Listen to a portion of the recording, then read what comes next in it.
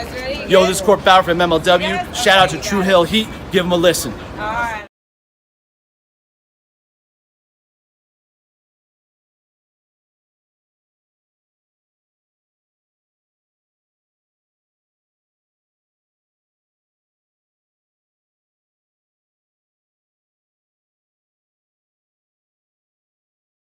This is M-Dog20, Matt Cross, and you're listening to True Heel Heat.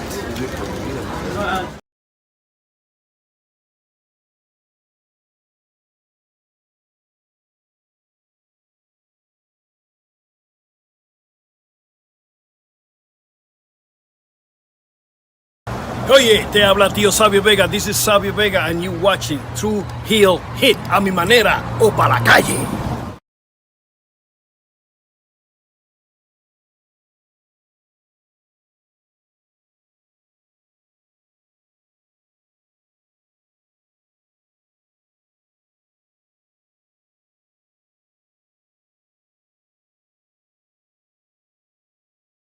What's up, True Heel Heat? True Heel Heat. What's up? True Heel Heat. All hands is on me.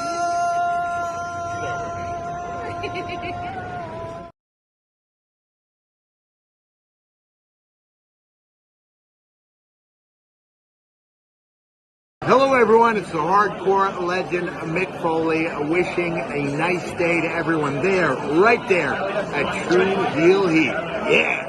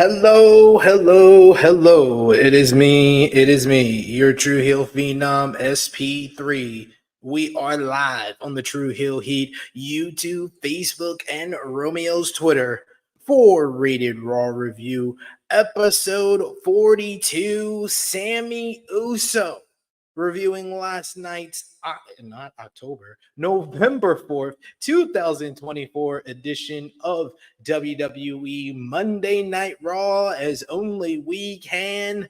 And to do that, I am not joined yet by Mr. Romeo Anthony Colon. I'm riding solo for now, but don't worry. He is on his way.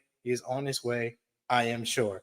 But yes, we're here to discuss Monday Night Raw as only we can here on a Tuesday. Thank you all for joining us live. Thank you all if you're watching us on demand. Remember to show your appreciation back the simplest way possible. Let's drop the thumbs up on this video. You can also share this video with all your wrestling fans, friends, and family on all your favorite social media platforms. If you are new to the True Heel Heat YouTube channel, hit that subscribe button, hit the bell to stay notified for all the great content here. And of course, if you're watching us over on the Facebook, you can hit the thumbs up, a heart emoji, a laugh emoji, an angry emoji, however Monday Night Raw made you feel for November 4th, 2024. Let us know with those emotes over on the Facebook. You're watching us on Twitter, drop the heart, retweet the video. That helps out the algorithm over there on Romeo's Twitter page. And of course, if you're with us live, if you're watching on any of those three platforms, you can sound off in the live chat and have your thoughts be read out on screen. We try to highlight as many of your comments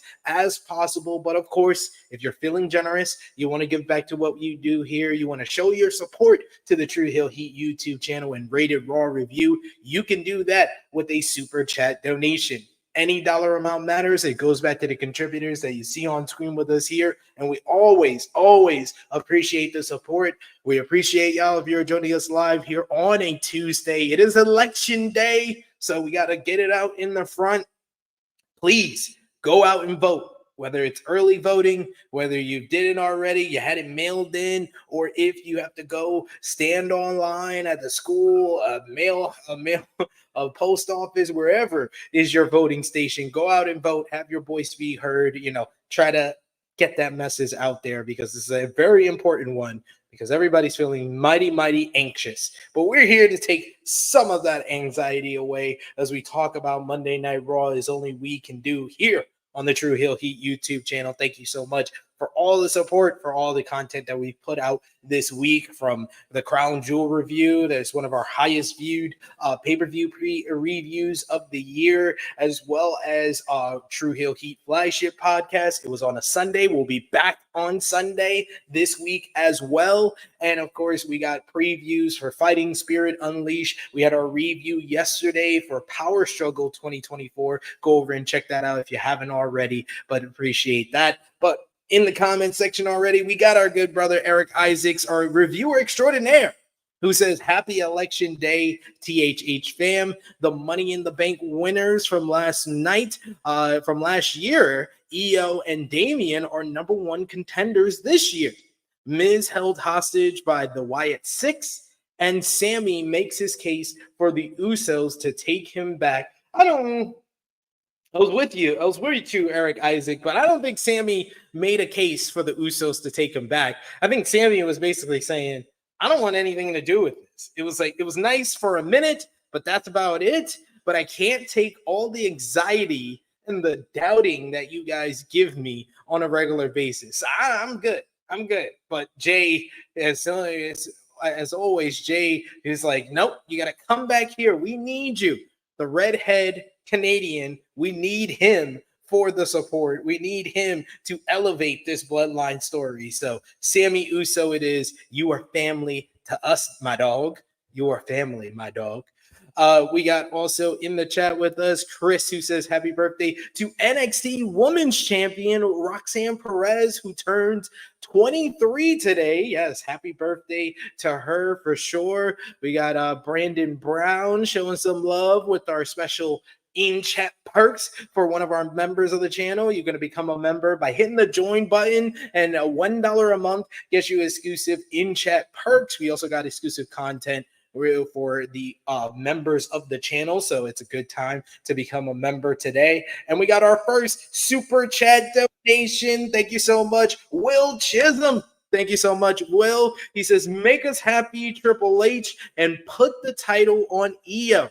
We know you watch the show. P.S. Love that Bianca slap. We know Triple H watches Rated Raw Review because we're the best Monday Night Raw review in the land. And because we are the best, the reason we are the best is because it's not just me who gives his thoughts on Monday Night Raw. We have well-known WWE enthusiasts. That's the best way I can put it for him. The president of the Liv Morgan fan club, Mr. Romeo Anthony Colon. And no, Romeo, you don't get credit for that super chat because you're very late. Wow. No, I'm kidding. First of all, I can tell you why I was late. So I finished. Finally, I finished the intro. Finally, the new intro. I finished it. The intro for what? We got to start this over again. We got to do the countdown. You did another intro for this show? No. This is the countdown. This is the countdown. Okay. For every show. I was about to say, where's the intro for True Heel Heat? It was 3:01. We had to play the same intro. We did a New Japan review yesterday. We had to play the same countdown. Like, come on. Come on, man. Now you got a new countdown.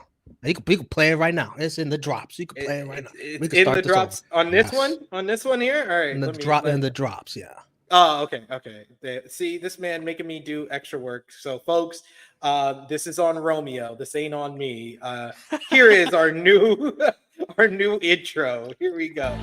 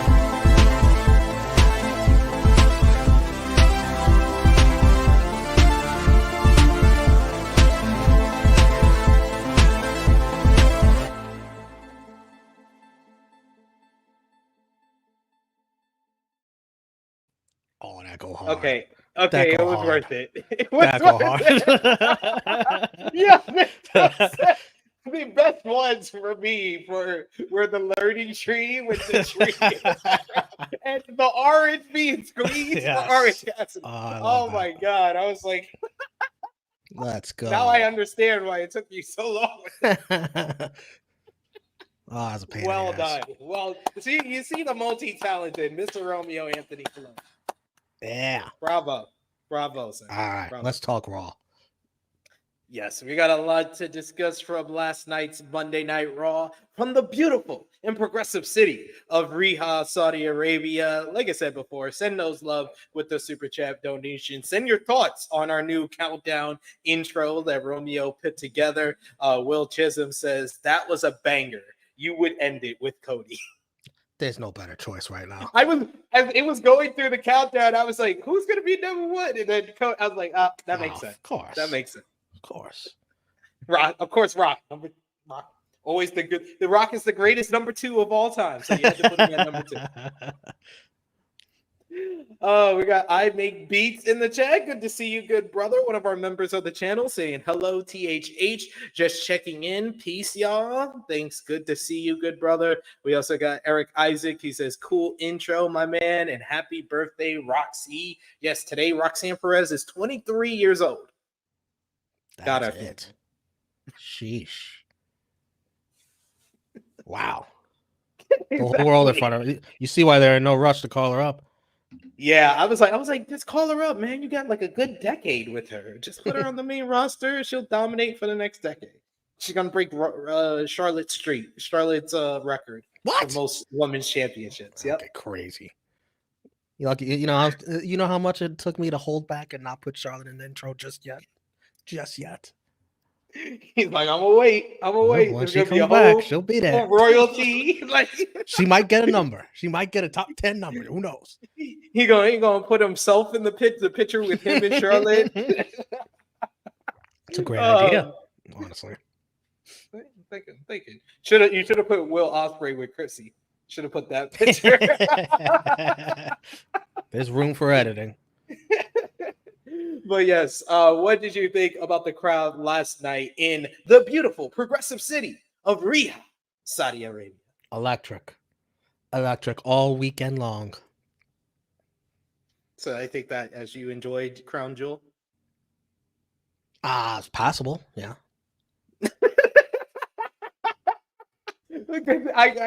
You know one thing I will say. I've called you a WWE enthusiast when I introduced you. Sometimes you are honest. I will give you that. Sometimes. This garbage. Yeah. Sometimes. Sometimes. All the time.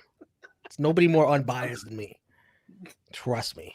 There are plenty of people unbiased. You are more unbiased than Bruce Pritchard. I'll give you that. Oh, well, thanks. Knew that already. I'll give you that. We opened Monday Night Raw with a massive firework display in the beautiful arena here in Riha.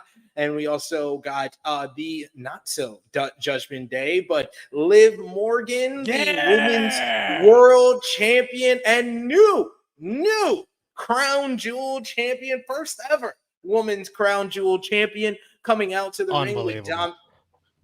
Is there anything she can't do? She is on top. Do I get a ring too for being president? How much did you enjoy her match? Cares about the match. It's all about winning. Winning. Appreciate once again some honesty from Romeo. He's like, I'm not even gonna give my opinion.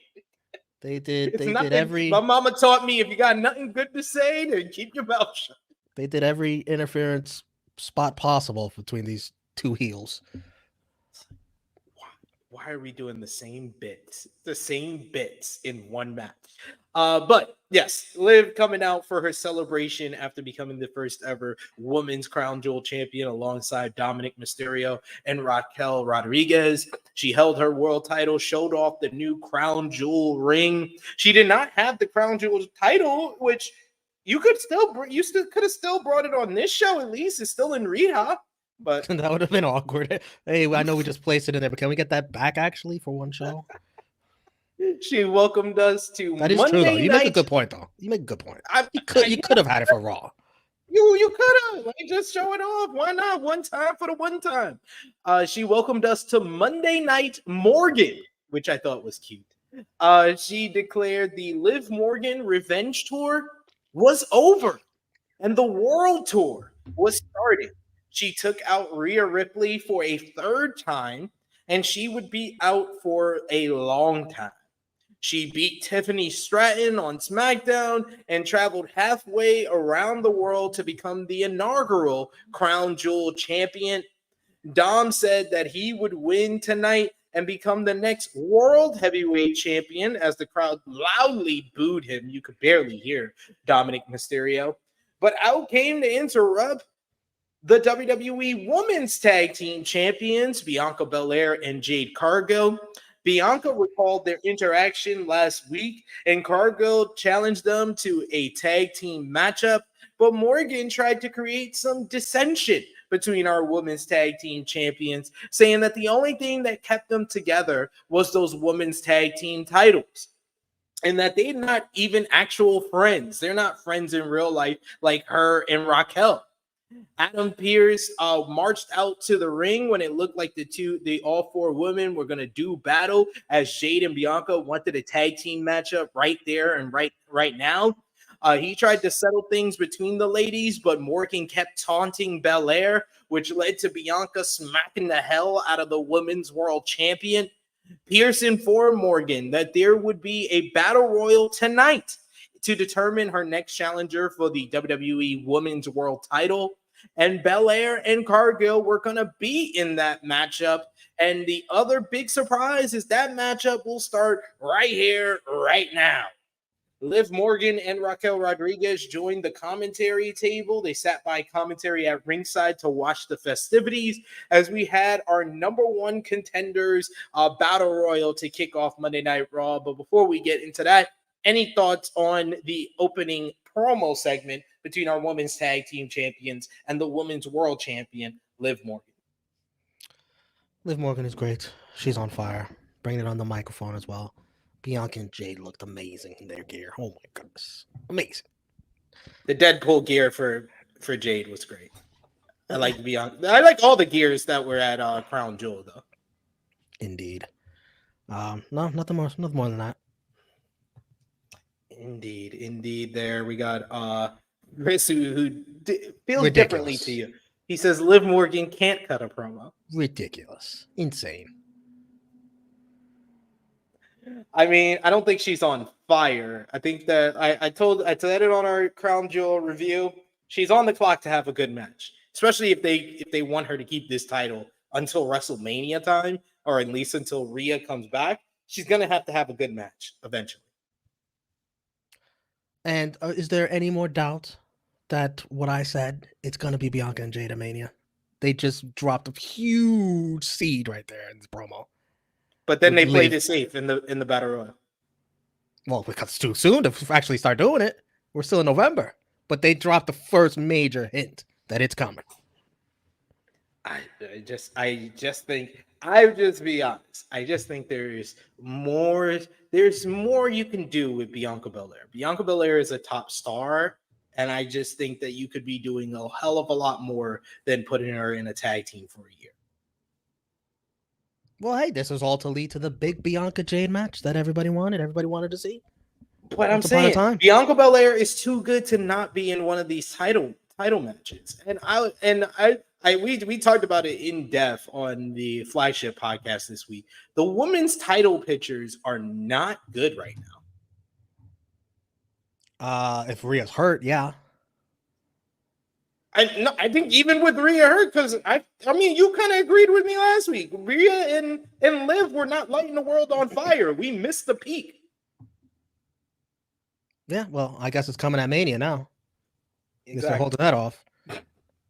And Nia, I'm fine with Nia and Tiffany and everything that's going on there being teased. I'm fine with that. But they've done the same fucking interference and not cash in for 3 pay-per-views, Romeo. Hey, it happens. You got to pick your spot wisely when you catch Money in the Bank. But you can be creative at least, Triple H. That's all I'm saying. Be creative with it. Do it in different ways. Don't do the same spot every freaking show.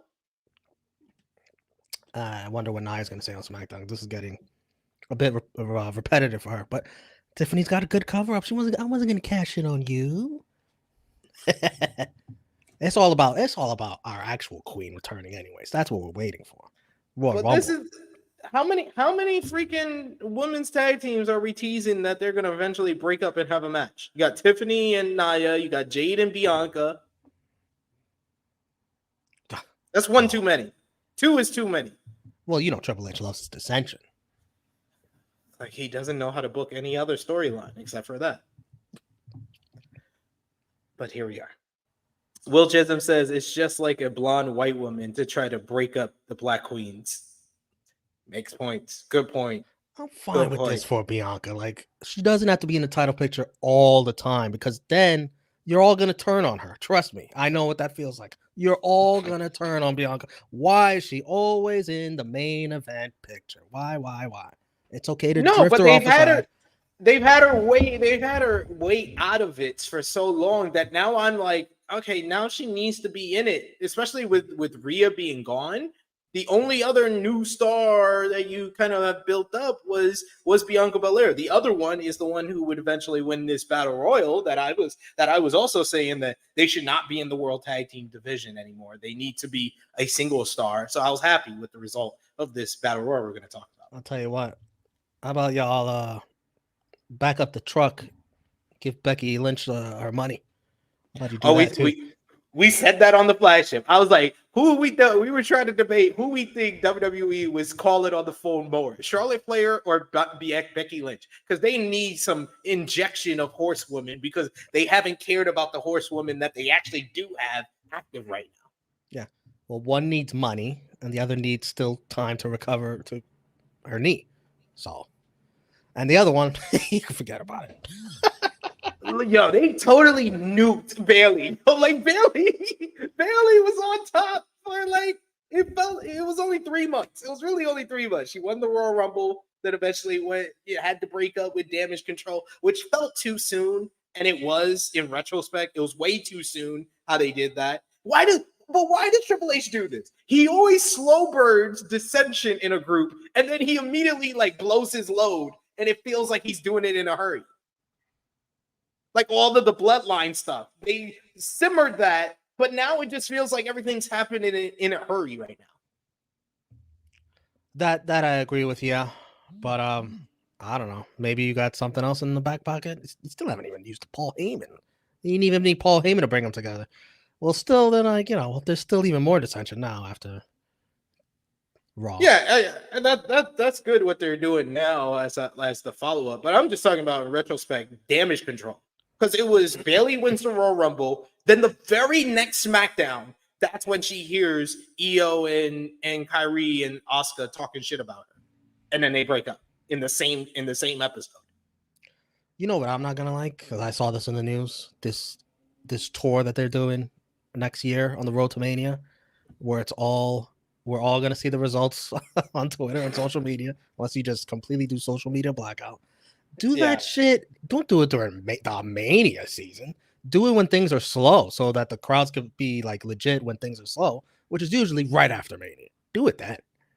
Yeah, I kind of agree with you there, but they're trying something different. They're gonna sell out all these shows. Well, of course. Yeah, and it's trying something different. We do got a super chat donation here from Chuck Berries. Thank you so much, good brother. He says, had to show love for the banging ass new intro. Great job, Romeo. And who do you like more, Liv or Charlotte? Kind of question is this? What are you trying to get me in trouble? You trying to get me in trouble? You know, Valid question. You know, it's always Charlotte Flair. Number one, I'm the hand of the queen. Hand of the queen outranks Presidente of a fan club. So it's always her first. But hopefully we don't have to deal with that kind of matchup anytime in the near future. No, well, I don't know about that, Chief. Charlotte wins the Rumble and challenges Liv. What? No. What the hell is this? He's like, I wasn't ready. I wasn't prepared. You took my man, Romeo. Exactly. What a feud. You're the Dominik Mysterio in that rivalry. Thank you so much, Chuck Berries, for the super chat donation. But yes, you had the Battle Royal, number one contenders Battle Royal to determine the next challenger for the Women's World Championship. The opening portion of the matchup followed the familiar pattern. You get someone shines, then get eliminated by someone else. Rinse, watch, repeat. Kaden Carter and Katana Chance got some nice little double teams, but she eliminates Isla Dawn first, but then Shayna Baszler almost eliminates Carter, but she was saved by Katana Chance. Sonya Deville picked up the pieces and eliminates Carter. You get Maxine Dupree. Got a moment to shine a bit, but she's quickly eliminated by Ivy Nile. And then Ivy now is eliminated by Zelina Vega, hitting one ugly ass looking 619 to eliminate Ivy Nile. It did not look good. That is not good. I am nothing but honest. And that's my gift and a curse to what I bring to this channel, is that I'm nothing but honest, and sometimes that gets me in trouble. During a break, we got Kairi Sane eliminated Zelina Vega. You get Natalya eliminating Alba Fire. You get Io Sky eliminating Katana Chance after Katana was seemingly eliminated earlier, but she did walking on her hands to get back on the apron and then immediately got drop kicked. Too bad that all happened during the commercial. But Belair eliminates Kairi Sane before Baszler and Deville eliminate Natalya. We get Baszler and Deville had their backs turned, so they were dumped over the top rope by Bianca Belair and Jade Cargill. That left Cargill, Belair, Lyra Valkyria, and Io Sky as the final four. We get Cargill and Belair wound up facing off for a moment, but they were attacked from behind by Io and Lyra. Jade and Bianca fought them off anyway. Cargill hit Jaded and Belair hit the KOD. Rodriguez and Morgan ran down and tried to pull the hair of Bianca Belair to get her out of this matchup, but Jade Cargill held on to Bianca's legs until Liv came up on the apron and threw Jade over the top rope and Bianca at the same time. They laughed at the tag team champions until they chased them off. This led to Io Sky and Lyra Valkyria battling it out in a nice little closing stretch here with the crowd chanting, "This is awesome." Valkyria booted Sky into the ring post, but Sky hit a shote and then followed up with a German suplex on the apron, and she kept herself in the bridge as Lyra fell out of the ring, and she just started celebrating and screaming and laughing while still being bridged in the German suplex position. Io Sky picks up the victory in this one to become the new number one contender for the Women's World Championship. I didn't think this was and good battle royal. It was fine, but I thought the crowd added a lot to this matchup, and they were having a blast watching this one. And I liked IYO as the winner, so passable. Yes, love IYO as the winner. Nobody more deserving, honestly. I don't think she's gonna win in her Liv feud, but she will. I gotta think get a good match out of Liv Morgan.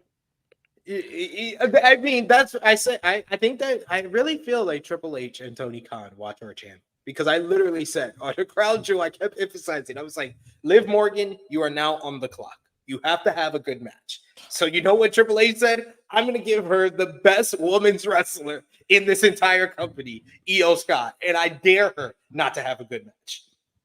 Yeah, and that Rhea injury is a blessing in disguise because you get to hold off on that. It did need a little space.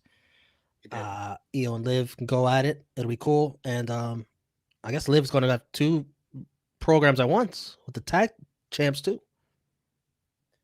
I think I did hear they did the Raw talk, and I think Jade and Bianca challenged Liv and Raquel to a matchup on next week's Raw. Okay. Kind of So quick. we'll see what happens. Yeah, kind of quick. But it really feels like WWE is building to their 2 major shows to end the year in Survivor Series and Saturday Night's Main Event at the same time. Right. So maybe you do IYO versus Liv at Survivor Series, and then Liv versus Bianca at Saturday Night's Main Event.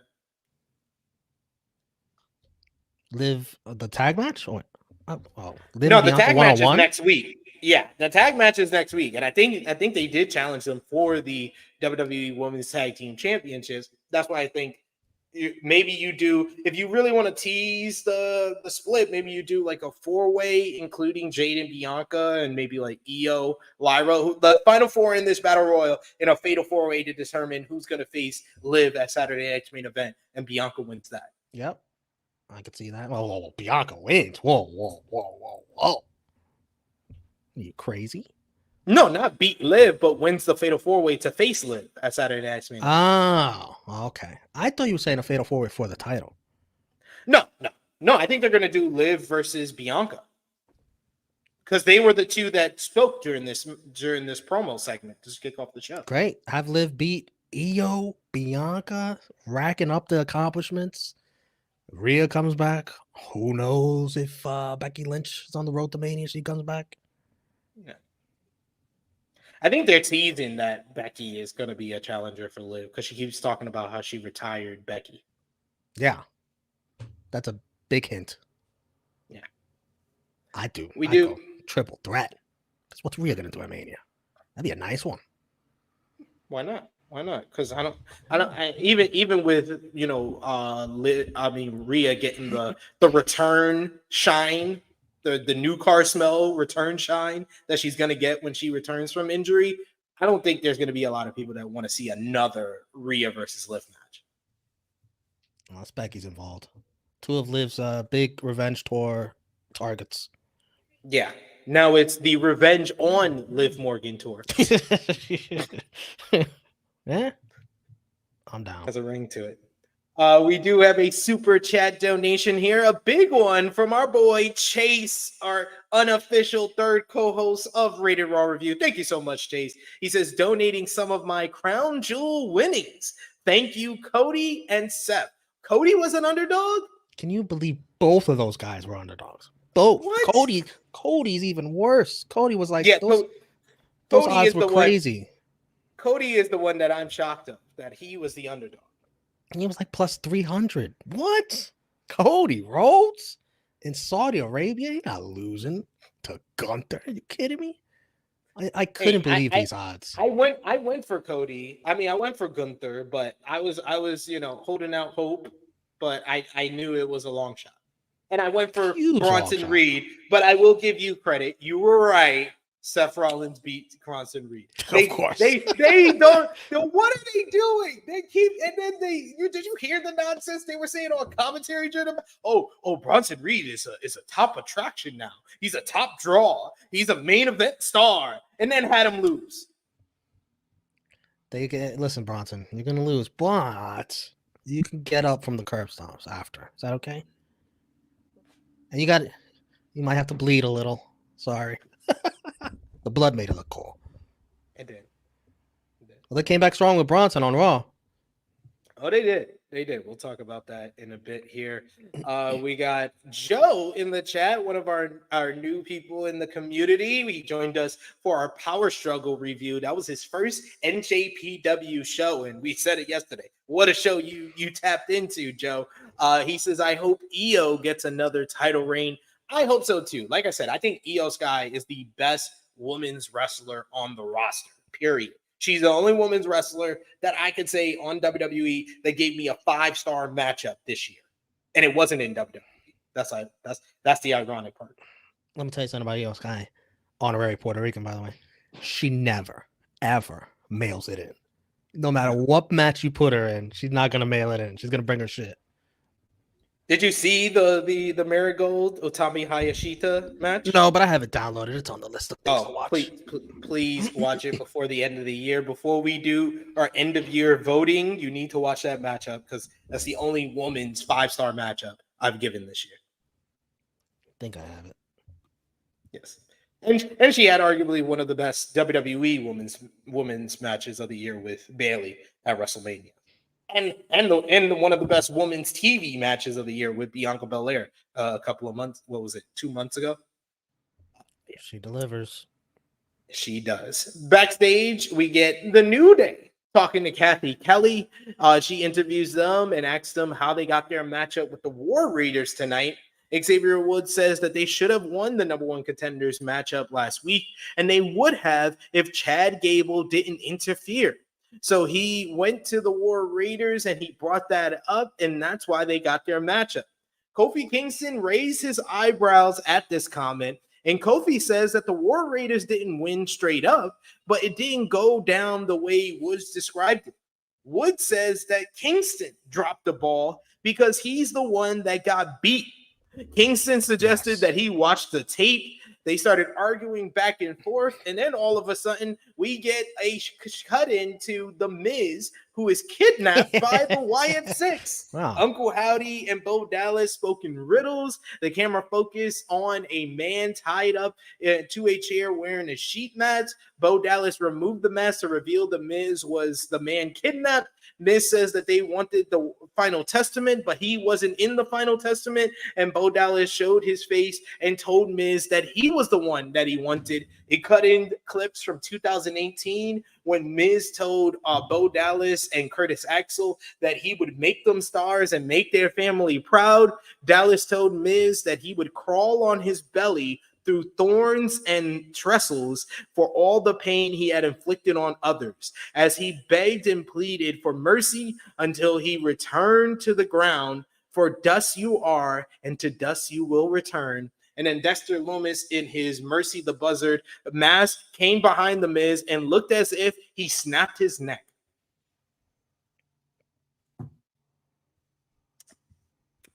Wyatt Six. I loved it. I did enjoy how they used the former relationship between Miz and Bo Dallas as the reasoning behind them adopting The Miz. It is funny though, 'cause these guys are, The Miz is heel, and there's something very heelish being done to him. So it's a funny dynamic. You don't sympathize for him at all. It's a funny dynamic, like to root for the good guys who are doing awful things, but the production was nice on this too. So, and if you're into jump scares, that Dexter came out of nowhere. I'm not into jump scares. I don't jump like a little bitch, but some of you out there, maybe the women watching, they love getting scared. Well,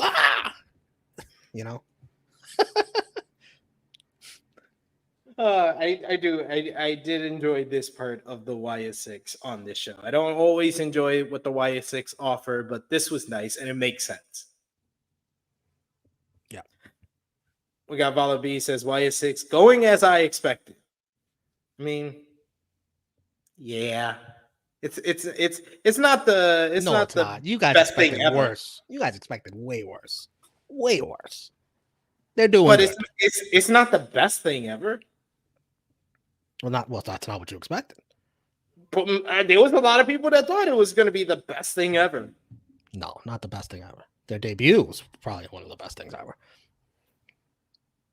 They just have to find their groove, and they're not.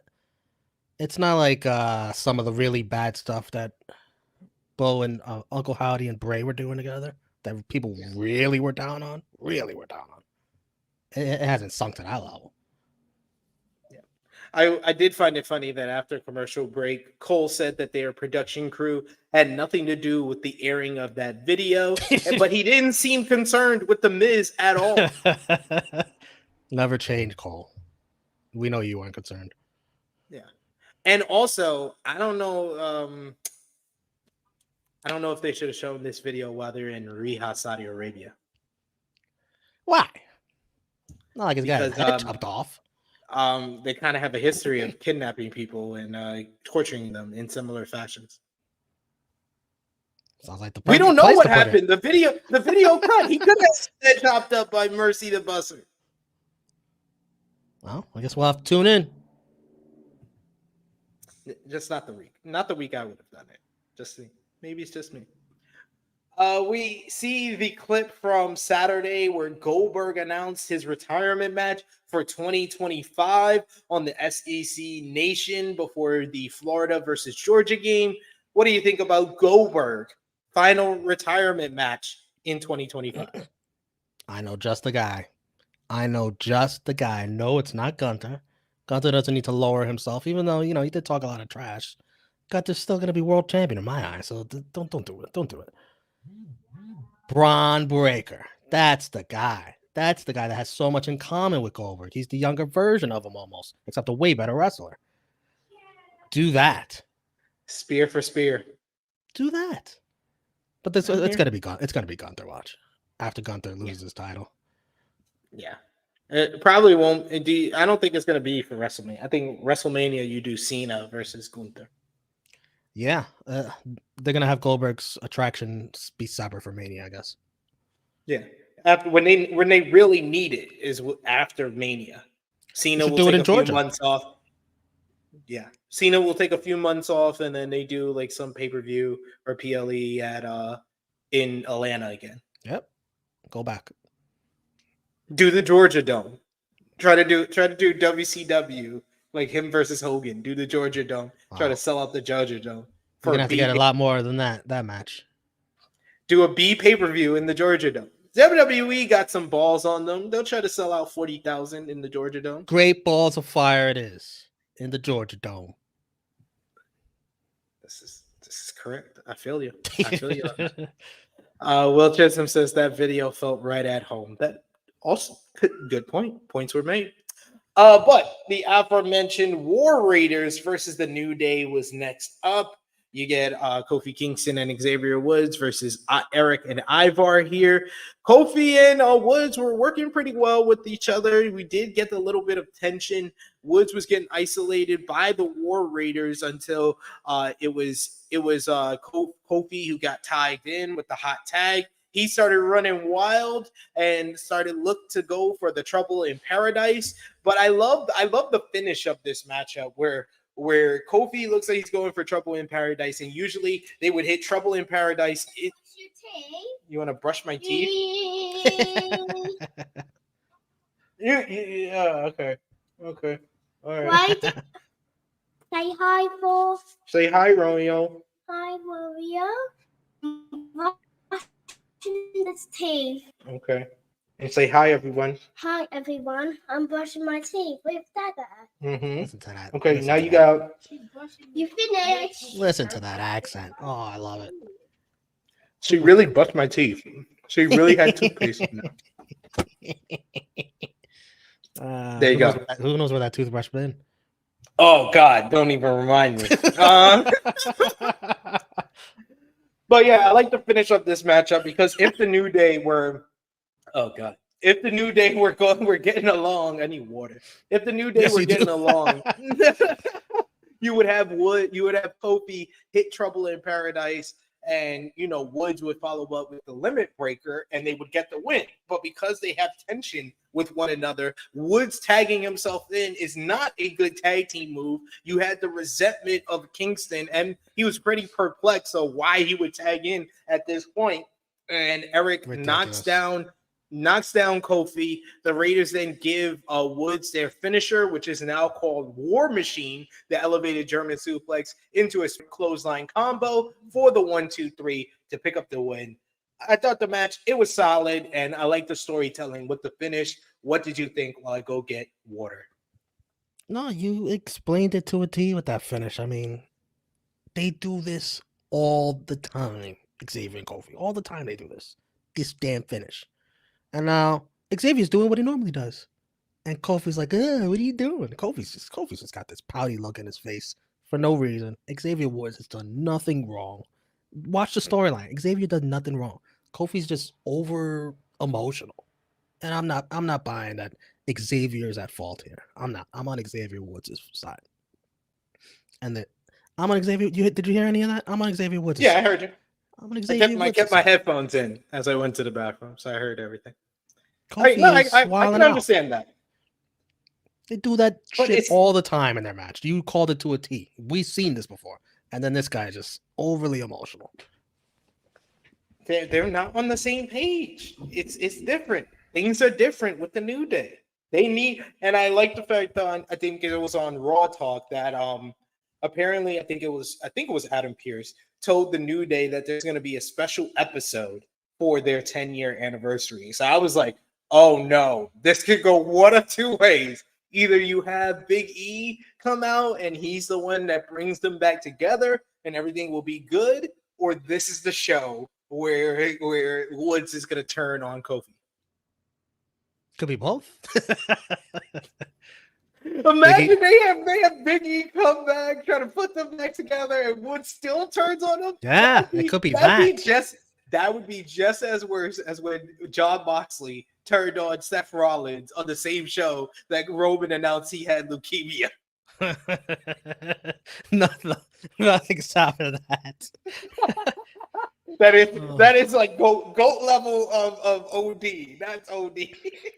All right, so if they're doing the show, whenever that is, this has to be the main event segment. I don't care about anything else. You have to build the entire show around this drama. You do. Even if it gives it away that then Big E must be coming back at this main event. I don't care. They deserve it. They actually deserve it for all they've done. This is one of the best storylines. Even I would say like right behind like the Bloodline, and that's the only one that I would put ahead of the New Day right now in WWE. Yes, Xavier Woods has been one of the most interesting characters on television. Yeah, 100% agree. BRB. Love Vala B saying, brush the taste off some bad taste. And we also got another super chat donation. Chase got put off lovely off of his bets for Crown Jewel. Chase should start his own like bet online show. We'll give you a time slot over on True Hill Heat Sports and Entertainment outside of True Picks for the NFL. We're gonna give Chase his own wrestling betting show where he could give you the bets that he would make. He says, shout out to Harlem, reminding wrestling fans to brush their teeth. This is true.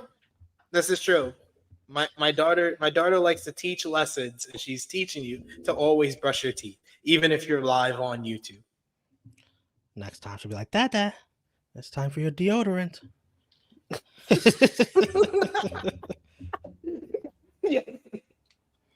My dad needs deodorant because he's a wrestling fan.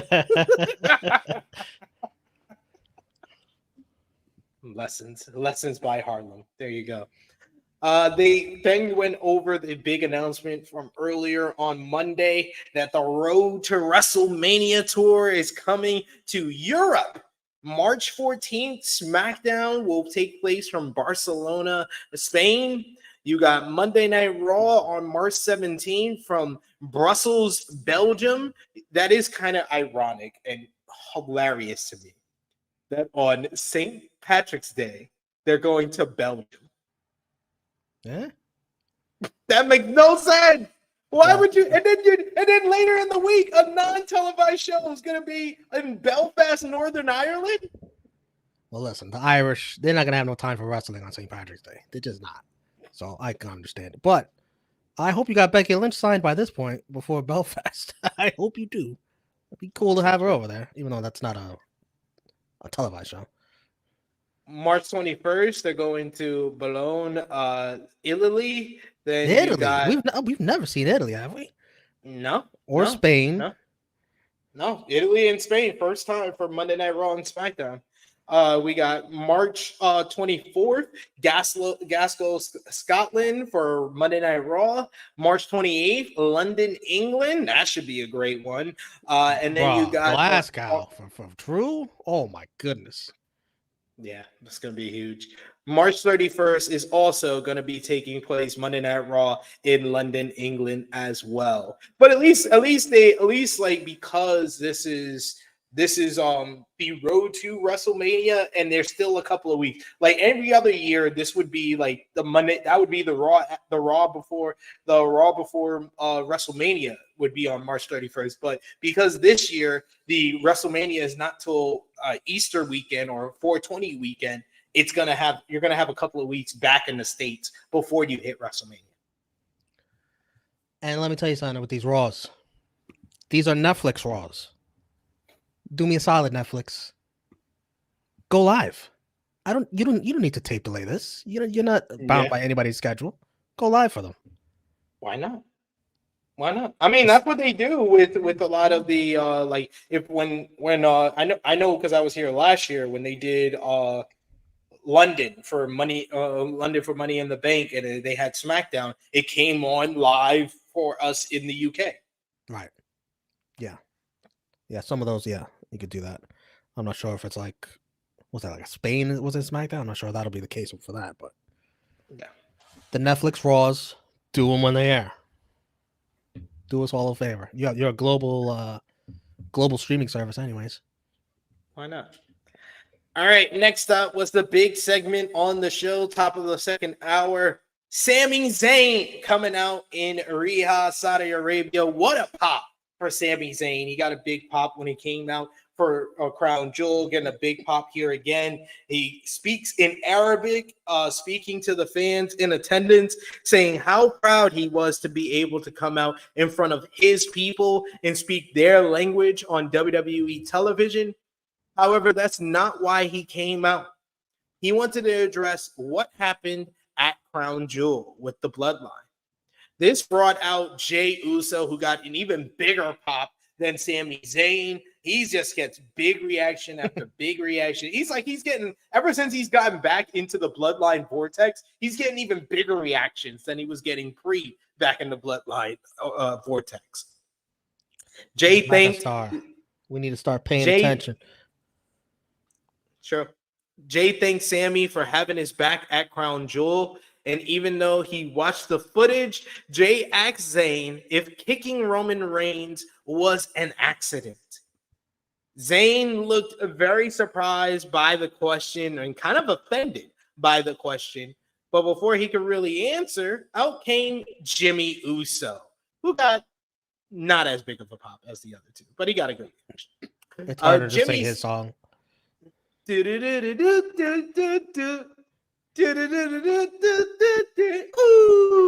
so the lyrics aren't as loud. First, I do that in the past. Yeah, it's not. It doesn't go as hard as Jay's. The lyrics. That is true. Jay just got a remix version. I'm tired of people acting like Jay did not just get a remix version of the Usos theme song. He did. That's all he did. Of course. That's all he did. Like people really act but they're legitimately WWE fans. Like, no, it's a whole new song. Just me, Us. Literally stole day one-ish. So exactly. But Jimmy says that they all saw the same thing at Crown Jewel. They watched Zayn kicking the OTC dead in his face on purpose. Jimmy was pissed. Roman was pissed. And Jay should be pissed. Jimmy said that Zayn couldn't be trusted which Sami once again takes offense to. He interrupts and he says that Jimmy should not be the one. It should not be the one saying all of this because he should be reminded of his own track record. Jimmy welcomed him into the family first. He was like, before him and Jay were good, he was his dog. He was his brother. But as soon as things started going badly between him and Roman, it was Jimmy who kicked him in the face. Then things started getting bad between you two and Roman, and Jimmy kicked Reigns in the face when things got bad. And as soon as Jay had his opportunity to leave, to go on his own and beat Roman, Jimmy kicked him in the face too. Jimmy said that he didn't owe Zayn an explanation, and he wasn't the bad guy. The crowd at this point start chanting, Sami Uso. Yeah. Sami Uso. Sami told Jimmy that he didn't hate him. He never did. Jimmy wasn't a bad guy, but he made bad decisions. Zayn came out at Crown Jewel for one reason, and that was Jay. Zayn admitted that standing alongside Jimmy, Jay, and Roman, the four of them working together, fighting together, felt like old times.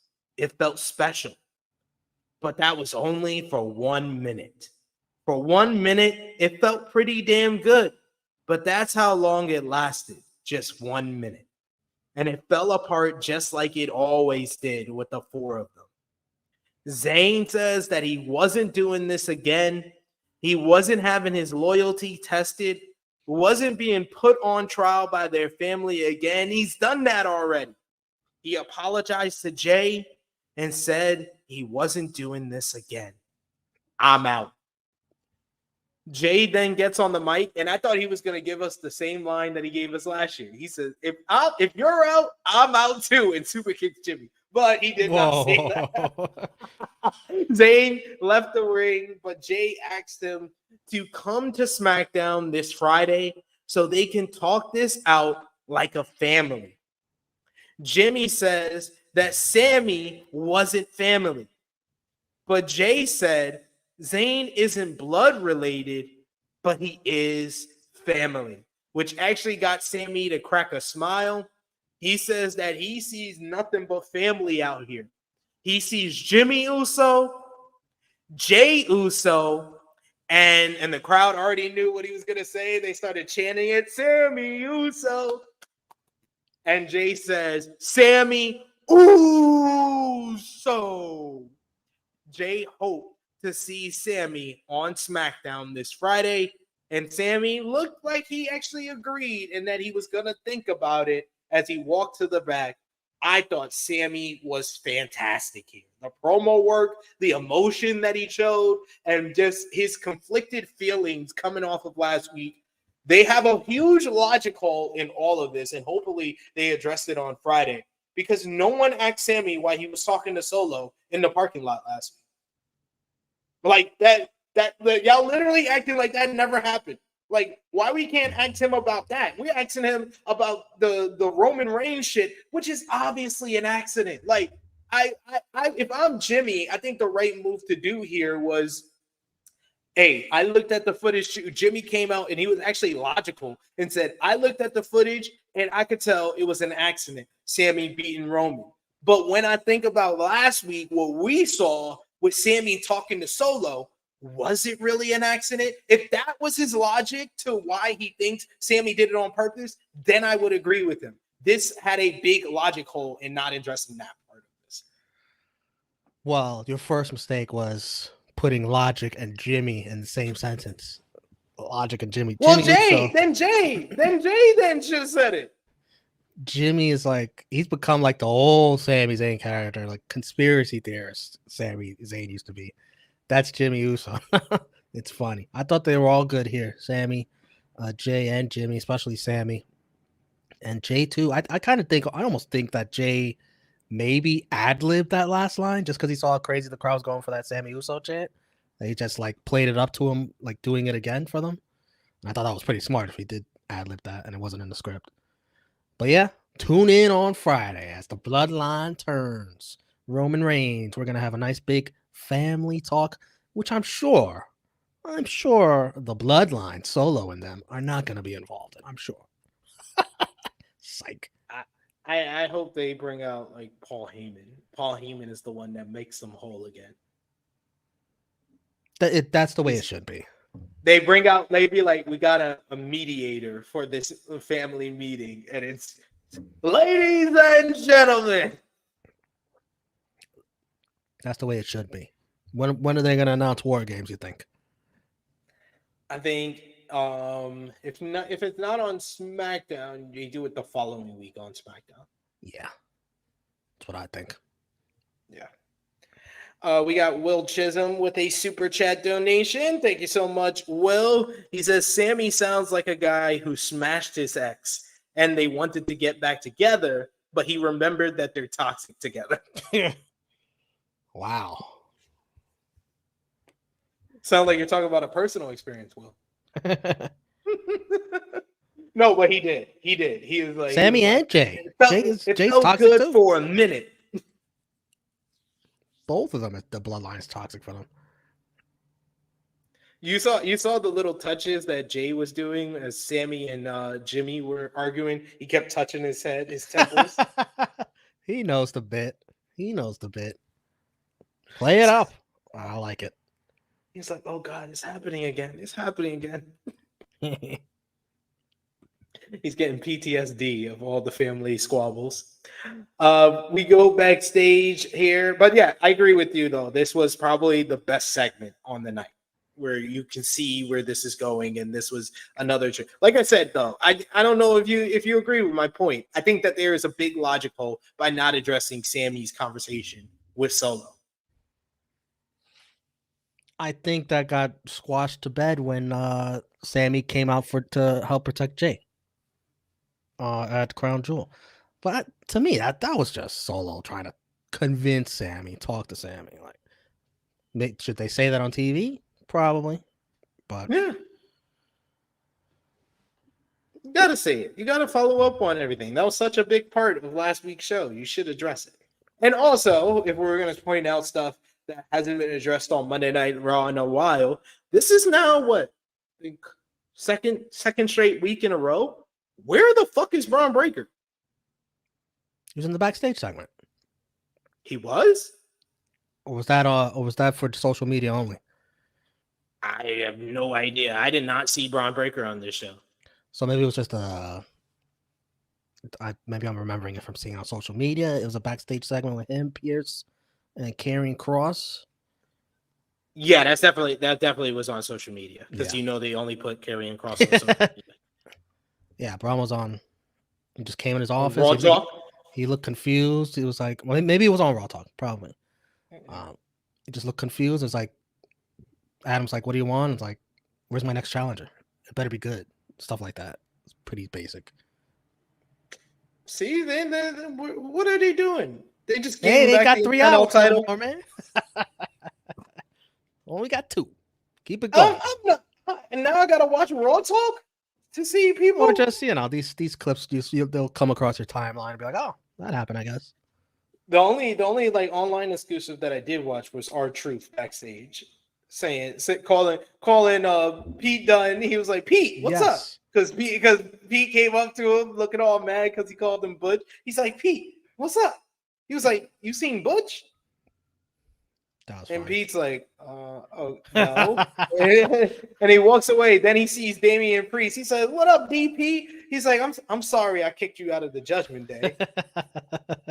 And then he's like, by the way, don't call Butch Pete. He hates that. That's funny. By the way, in the same Braun segment, Cross was like, the Miz still better fix his problems. And the next time he sees him, he's going to throw him off the top of a building. That's what Pierce did. That's what Pierce did. That's your reaction. The fuck? We go backstage to Jackie Redmond is with Seth freaking Rollins ahead of the Fatal 4-Way matchup. Jackie interviews him, and it seems like Seth has scaled back on the ridiculous outfits, but he has a new one here. Rollins We need to start grading these. We need to start. This needs to be a weekly segment. A great Seth's outfit here, a 1 to 10. On ridiculousness or quality? How do you want to do it? I think we should grade it on ridiculousness. That sounds about right. I think this is about a 6 on the ridiculous scale. Yeah, I was gonna be in that range. 6.5. We've seen more ridiculous. Yeah. There we go. You need to make a bumper for that. Seth Rollins, ridiculous, yeah, or something. Just have different pictures of him in ridiculous outfits. So he says he puts over Bronson Reed for their matchup at Crown Jewel. He respected their fight and knew they would dance again, but that was down the line because he has gold on his mind. 3 of the best in the world and Dominik Mysterio were going to duke it out for a chance at Gunther, and Seth was fully confident in himself in getting the victory tonight. Oh boy, did this seem like a mistake. I mean, I knew as soon as this match was announced at Crown Jewel, that I was like, Bronson Reed's going to interfere and cost Seth. Yeah, I didn't think anyway Seth was winning. That's an easy way to take him out. Yeah. 100%. 100%. Although I was shocked. I was kind of surprised to see who won. I'll be honest. I was not surprised. I felt like that was the safe option, and he went the safe route because that's what Triple H does a lot of times. Next up, we get Dragon Lee one-on-one with Chad Gable. Dragon Lee had Selena Vega in his corner. Chad Gable had Ivy Now in his corner. And I thought this was the equivalent to Kyle Fletcher versus Commander on Collision in a match that was way better than it needed to be. I was like, what is this? Rey Mysterio and Kurt Angle? What is going on here? There was a bit of comedy early on with Dragon Lee snapping Gable's singlet against his body. They wound up on the apron, and Gable gives fucking Dragon Lee a belly to belly. He flips him over the apron, over onto the floor. He hits the floor really hard. After commercial break, Dragon Lee gave Gable a double foot stomp off the top, but Gable came back and hit an overhead suplex into the corner. We get Dragon Lee super kicks Gable right in the face as Gable was upside down in the middle rope. He hits him with a corner drop kick that looked great. At this point, the crowd is fully into this matchup. They start exchanging forearms until Dragon Lee hits a German suplex. Gable no-sold the German suplex and hit one of his own. Dragon Lee no-sold that, and they traded counters until Gable hit consecutive German suplexes. Dragon Lee came back with a Liger bomb for a 2 count. Gable suplexed Dragon Lee off the top rope and then hit a cliffhanger DDT for a near fall. Gable tried to put his feet on the ropes for that near fall, but Selena Vega pushed his legs off. Ivy Now then choked out Selena Vega with a Dragon Sleeper. Rey Mysterio came to ringside and checked on Selena Vega, but then Gable tried to attack him and possibly remove his mask, but then Rey kicks him in the face, which leads to Dragon Lee hitting Operation Dragon, the Destino, for the 1-2-3. I thought this was a damn good matchup. These two guys had great chemistry with one another. It felt at the jump like a whatever matchup, but then they just turned it up. From the moment he hits that belly-to-belly suplex off the apron to after the commercial break, it was on gear 3. Like I said about the Crown Jewel opener between the OG Bloodline and the new Bloodline, I said that never left second gear. They went to third gear like 2 minutes into this matchup, and it turned out to be a very, very good matchup. I want to see more of Dragon Lee versus Chad Gable. The only thing I dislike or can nitpick was the finish with Rey, but I understand they're building to Rey versus Chad Gable. But honestly, I want more Dragon Lee versus Chad Gable over Rey versus Chad Gable at this point. I agree with you a lot about this match. It felt like Rey versus Kurt for a new generation for years to come. It's like it was almost like that. So props to them. Yeah. No business being as good as it was. That was damn good. Damn good matchup here. But goddamn, can Chad Gable buy a victory? This nigga can never win. I feel like I'm getting to the point where I'm just like, Well, Chad Gable, you're never going to be higher than this level. This is the level you're at, basically, the WWE. Yes, he will. Yes, he will. He's gonna win the Ray Dude, program. Dude, we thought that he was gonna be in the world title picture. We both were questioning if he should have won Money in the Bank. And now he's at a point where I think that we're at least a year away from him even winning the Intercontinental title. Yeah. Well, that's fine. No rush. He's signed long term. And listen, you know who I blame? The selfish Brutus Creed. Out getting married. Couldn't be there for Chad Gable last night. Are you kidding me? Really? This guy making excuses. Gable agreed. It's very selfish. He did. He said that Ivy now is his only dedicated student. And she lost. She needs improvement too. Aubrey James said they continue to bury Chad Gable. He loses every time. This man can never get consecutive wins, it seems. Why? If he lost, I'll be saying Dragon Lee and Bird. Yeah, this was two people that probably shouldn't have faced each other. Both of them needed wins. We're thankful they did. We were entertained. Jackie Redmond is backstage once again, this time with the World Heavyweight Champion, Gunther. With Ludwig Kaiser with him. The ICX is about his loss to Cody Rhodes. Kaiser was pissed off at the question, but Gunther calmed him down. Gunther said that Cody Rhodes didn't get lucky and wasn't undeserving. That night, Rhodes was the better man. Redmond asked about the number one contenders fatal four-way, and Gunther said that they were three very capable competitors and Dominik Mysterio. Wow. Rollins' ability spoke for itself, and Priest represented another difficult challenge. There was also Sheamus, and he looks at Kaiser and he says, "You were supposed to take care of that." But anyway, Gunther was still the champion, and after losing on Saturday, it was on him to do better. And then he looked at Kaiser again and says they both needed to do better. And Kaiser did not look happy about what Gunther had to say. Both of these guys killed it. Gunther on the mic, and then Ludwig with his facial expressions throughout the whole time. It's like he's unsure of Gunther. This new, I don't want to say new Gunther, but like he's more like the way he's showing respect to like his opponents. Ludwig don't like that at all. At all. He likes when Gunther disrespects people. Yeah. And, you know, it's an interesting twist to Gunther's character because he's a heel, but he shows respect if you beat him. It's like if you don't usually see that. You don't usually see that. So it's weird to see, but it's refreshing to see also. And it makes you respect him even more. That is true. But Ludwig, he's hating, man. He's hating. That's not his style.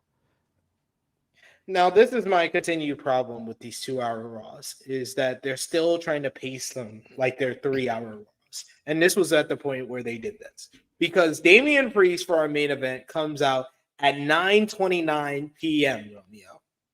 During his entrance, they go to a commercial break. And the matchup does not start until 9:41. What they do. That is all due to commercial break and the length of everybody else's entrance. Kevin Owens would be pissed if he had to stand in that ring for that 11 minutes. They changed up Priest's song, by the way, right? Yeah. He had a new intro to his song, like a longer intro to a different like beat. But once the beat kind of came in, it was all rise for the outlaw. I like the little changes they made. It seemed cooler. That's fair. And then this is another issue with the pacing. The main event starts, we get 2 minutes in, they go to commercial break after the 2 minutes, and then we return to the action at 9:47. Yeah. This is why this wasn't my match of the night. Yeah, and then they wrestled for 4 minutes and they went to a second commercial break. So we literally saw, out of this nearly 18-minute match, we probably saw 9 to 10 minutes of it. But The main event is the Fatal 4-Way. And all these political ads. Oh my God, jeez, Oh make God, it stop. so sickening. That's why. If you notice, you didn't notice what I was saying at the beginning of the review. I was like, the beautiful and progressive city of Riha, because that's all I kept hearing the last 2 shows for WWE between Crown Jewel and this show. That's all I see. The progressive city of Riha. Look at how beautiful it is. Sickening. Sports washing. There you have it.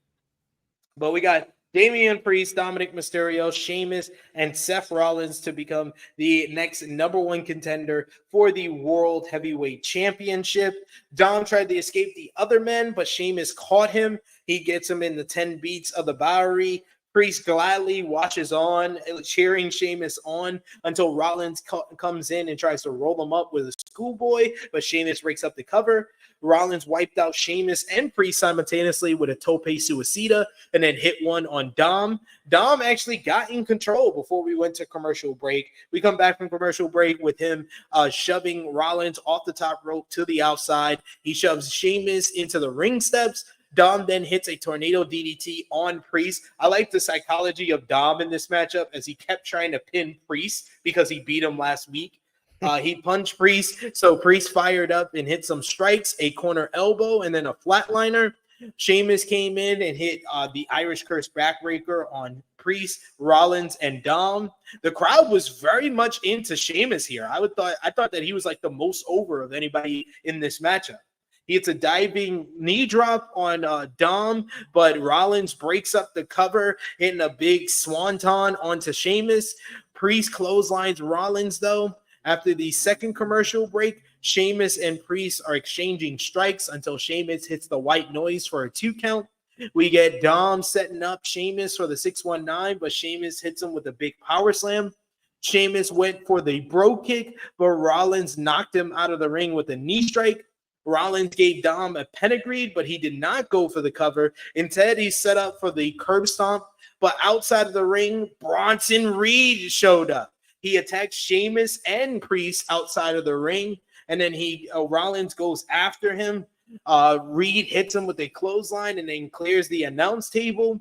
Priest and Sheamus attack Reed, but Reed gets the better of both men. He hits a Death Valley driver on Sheamus and Priest. Then he goes to the top rope and he hits a tsunami on Priest. We see outside of the ring, Dominik Mysterio is hiding from the Bronson Reed mayhem and rampage. I'm yelling at him. I'm yelling, go pin him. Go, this is your chance, Dom. Nobody believes in you. He hits a tsunami on Sheamus. Then he puts Seth onto the announce table and hits a thunderous tsunami off the barricade through the announce table on Rollins as well. Dom waited until Reed left to take advantage. He hit Sheamus with a frog splash, but Priest somehow is able to break up the cover. Dom gave Priest a 619, and then he goes for a second frog splash, but Priest catches him in midair, hits the South of Heaven chokeslam. 1, 2, 3. Sheamus picks up the victory here. I thought this was a good fatal 4-way, but I hated the finish. It just, I understand. I thought the more creative route was Dom taking advantage of Bronson Reed's rampage and getting the victory to set up the obvious Gunther murdering Dom matchup. I thought Priest was the safe option. And if you're going to do this at Saturday night's main event, there's no reason to do this now before Survivor Series, unless it's going to be Priest versus Gunther at Survivor Series, and CM Punk's going to have an even longer break. I don't know what they're going to do, how they're going to work this out, but we shall see. But post-match, you get the World Heavyweight Champion Gunther. He comes out to the ring. He stares down with Damian Priest as we close the show. What did you think about the fatal 4-way and Priest picking up the win to become the #1 contender? And WWE was very vague with their wording here, saying that Priest is going to have a future title shot at some point. They were very vague with the not saying it's going to be at Survivor Series or it's going to be at Saturday night's main event or it's going to be next week. They did not specify at all. Interesting. I agree with you a lot on the match. Like it was good, but as far as like all the breaks and commercials, it's like, what the fuck, man? What the fuck are we doing? Well, first of all, I'm kind of annoyed with like Dom pinned Priest. And then he finds himself in a fatal 4-way with 3 other guys and the guy that he already beat. This is not fair to Dom. Kayfabe wise, it's not. What does it remind me of? Wasn't there one time where Lashley beat Roman, and then like they faced again like another week or couple weeks later, and Roman won it? Extreme Rules 2018, and then 2 weeks later on Raw, Roman beats him, and he goes on to face Brock at SummerSlam. That flashes of that for me, how much it annoyed me. But even that being said, I was like, you know what? Sheamus makes sense to win here too. You can just let him pin Dom. Nobody loses anything. But to go to Priest right away, it's like, I don't know. Like, I understand Priest and Gunther need to run it back, but I just wouldn't do it now. I'd hold off on it a bit. Maybe you could have done Sheamus here. Even Dom, who cares? Just let him lose, whatever. But it is what it is. It's going to be Priest, and Saturday Night Main Event is in December. Is that when it? Early December. This is going to be looking very dumb if this is not the Survivor Series match. Right. Like they better do this match at Survivor Series. But then I'm like, so you're going to have Punk off another pay-per-view, and you're going to save Punk for Saturday Night's Main Event? What's Punk going to do when he comes back? He's got to go after the World Heavyweight Championship. That's what he teased. He teased that before he left. And another thing, Priest said like he's gonna earn it. Like he's gonna earn his way. He said that 2 weeks ago. He's already earned it. This gave me flashes of fucking Ricochet. Ricochet getting the shot at the International Championship. Oh, I'm gonna pick up wins, and he picks up 2 wins, and then Ospreay just flying. And this is even worse because Priest lost one and then won one and gets a title shot.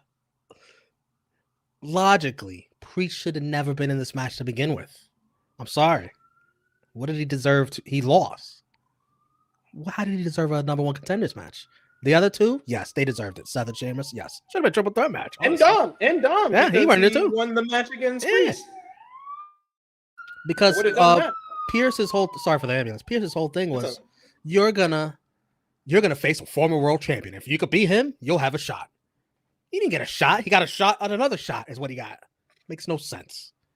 No sense. Adam Pearce, week after week. Diabolical liar.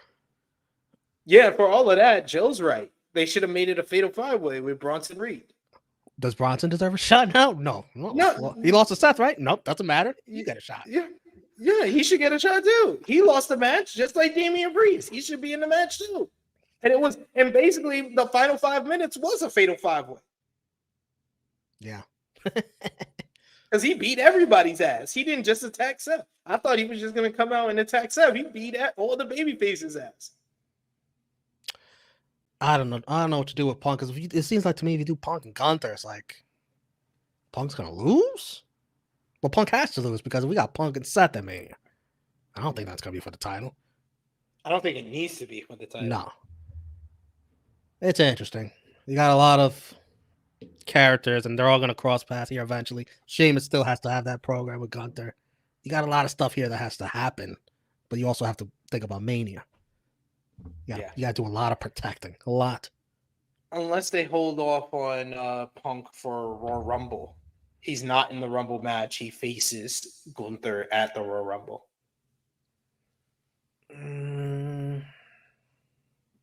Yeah. And then the way you set up him and Seth is him and Seth are both in Elimination Chamber. Keep Punk out of our Rumble before you get hurt again. like we don't want to jinx it. We don't want to put you in another Rumble. Don't chance it. We're gonna do you and Gunther. I like Gunther it. At the Rumble. I like it for the Rumble. Yeah. But then who would face Gunther at Saturday Night's Main Event? Unless they do kind of like a schmosh finish with him. That's what I think is gonna happen. That's what I think is gonna happen. I can see that. I can see all of this happening. But yeah, it's very, very interesting. And I agree with Will Chisholm. They were very vague about the EO and Liv when that's going to happen. They didn't say Survivor Series, which I would think that's a good match to have because you're going to sell this show on the Bloodline War Games matchup. but you're gonna need, at least 4 more matches. If you're doing the five match merchant template, you got to at least have 4 more matches. Liv and Io is a good one to add there. I think maybe they might do Naomi and Nia on the SmackDown side. Here's the thing, though. They always like to have a second War Games match with the women. But they don't have. They started building it up. They started how? Liv, Raquel, Bianca, Jade. That's already 4, 2 and 2. Now you got to start filling out the rest. And I thought of the same thing, because you know what they're gonna do. If they do a women's War Games match, it's gonna be Liv and Raquel, Nia and Tiffany, and probably Candice versus the mosh pit baby faces of Bianca, Jade, Naomi, Bailey, and whatever Io. 5th woman they got. Io. Which would probably be Kyrie too. Who knows? Who was the 5th person you said for the heels? You said Candice LeRae. Candice LeRae is the one that's getting the mini push and feuding with Bailey on SmackDown. Oh. And she's got history in War Games. True. Yeah, I think it's the start. Women's War Games. They're gonna have one too. It's those characters. You don't need to do it. And Tiffany will threaten cashing in. Yeah, I'll listen to this. You're gonna threaten catch. She's gonna have both champs in the match again. In a War on her Games team match. On her team. Drama. I like it. Oh God, what is WWE? Why do you? Please don't do this. You don't. Let you don't the have women to have 2 have War a War Games. Games. Let the women have it. But you have to build to it. You can't just mishmash. Like, at least last year, it made sense. You had Damage Control as the main kind of threat to the women's roster. They were beating people up, and you had to throw in kind of Becky onto the babyface team. But that's fine. Like, and you made the story about Charlotte and Becky coming together. But like, if you don't have it, then don't do it. Don't do it. Don't do it unless you have a built-in story, because then it's just gonna feel like Hell in a Cell again, the Hell in a Cell pay-per-view, where you're doing a women's War Games because you have to do a women's one too. There's still time. I already convinced myself to be into this by Tiffany having both of her partners, her champions, on her team, and she has an opportunity. Like, why? If you're Tiffany, why would you even care about this match? You'd care more about these 2 on your team getting their asses kicked, and you have 2 shots. That's interesting to me. To me, that's an interesting angle. And do Io and Liv and Nia and Naomi, please WWE. You don't need to do a women's War Games match. You don't need to do a women's War Games match. But that brings us to the end of this episode of Monday Night Raw. I want to thank you guys in the chat for your super chat donations and being so active in the chat, giving your thoughts on last night's Monday Night Raw.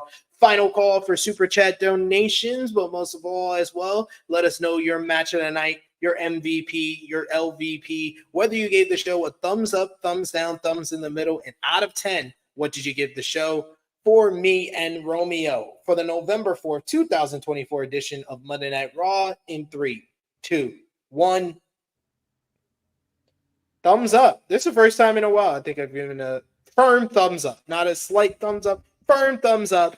I would give this one a 7.5. I think this was the best flow for a 2-hour Raw in the month that we've had of 2-hour Raws. Yeah, Romeo? We're pretty close. 7.4 for me. That's fair. Who was your MVP for the show? Everybody in that Sami, Jay, Jimmy segment. Those 3. Yeah, I'll give it to Sami Zayn. I thought he was the best in that segment. Jay came off well. Jimmy was well with the paranoia and everything, but Sami is just next level, and he had so much depth and layers to the Bloodline story. Which is ironic because he's not Samoan. By the way, such a huge weekend for Jay. And is this true what I'm hearing, that he outsold merch from Roman and Punk combined? In October. This guy is, you can't deny it. The people love this guy. You cannot deny him. and he has to eventually get his world title next year. I don't know about world title, but he definitely. Well, he that's the next definitely is- logical step. What's the next logical step then? He's already won the IC title. all he did was win it. Yeah. He didn't do anything else. Like all he did. Eventually, he Just has won. to ascend to be the champ, and it's okay because you have 2 championship belts. It don't have to be Cody's.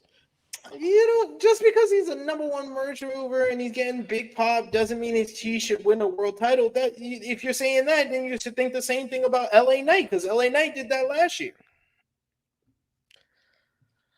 Listen, Jey Uso has a story built into with everything that's been going on. LA Knight has, when he's got in the main title picture, like he has nothing going on. So LA Knight's fine where he is for me right now. He's fine where he is. I think Jay's fine where he is. They love this man. This man is so incredibly over. It's crazy. They love LA Knight too. Yeah.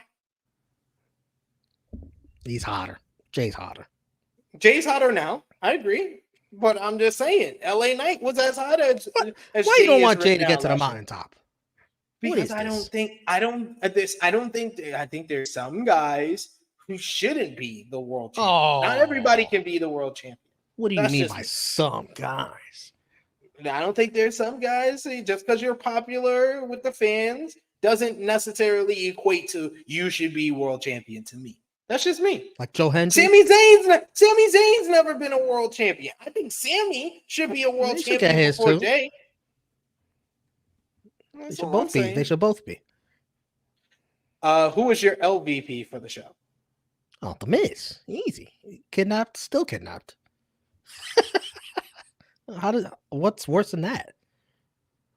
Yeah, you're right. You're probably right. We can agree there. I'll give it to The Miz as well.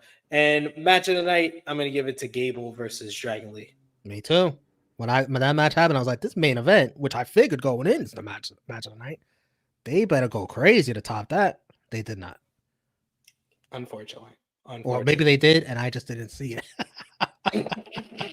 If I got the unedited version without commercials, maybe. If I had picture in picture, maybe I would have gave it. But that brings us to an end on another Rated Raw review. I want to thank Romeo so much. I want to thank all of you for joining us live, showing your support with those super chat donations and all your other comments, getting a part of the conversation. Appreciate y'all so much. Thank you so much. That was our highest, super chats, shows I've been on since July. Rated Raw review 25.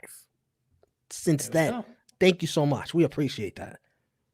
There we go. Let's keep it up for Rated Raw review. 43, 44, 45. Romeo might be showing up weekly if y'all keep showing your support like that. It's been a good week for us. We appreciate all the support on the flagship podcast, on the Crown Jewel review, as well as our Power Struggle, NJPW Power Struggle review from yesterday. Check out all of our great content we got on the channel. The Crown Jewel review from Saturday. We did that live following the show with Robert D. Felice and True Jaw Josh and myself.